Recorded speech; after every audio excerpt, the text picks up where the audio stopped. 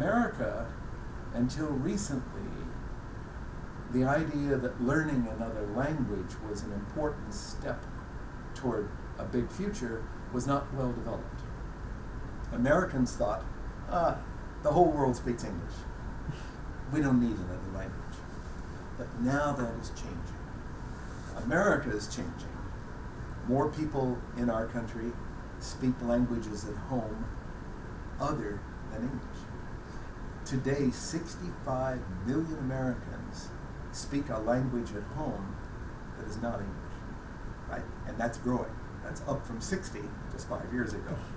So that's a big change.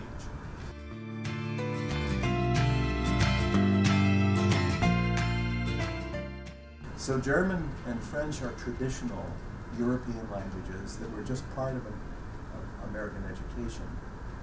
I must say not a terribly big part, but they were part. Today people think differently. That to be a part of the big world means to engage with the major economies of the world. And maybe Spanish is important, right? Still.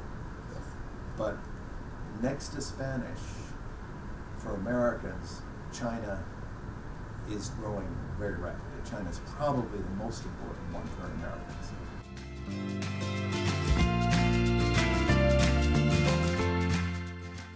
If all you have is a stereotype that comes from watching movies, right, or television, right, you're not well positioned. You won't understand your counterpart, and it will be much, much harder for you to cooperate.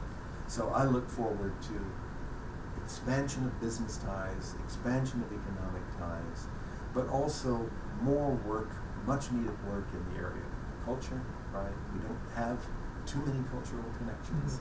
And Chinese culture is unbelievably rich and deep, not well understood by most Americans. So more cultural connections would be good, business connections, but also joint projects in addressing the big, big issues like health, like narcotics, like terrorism.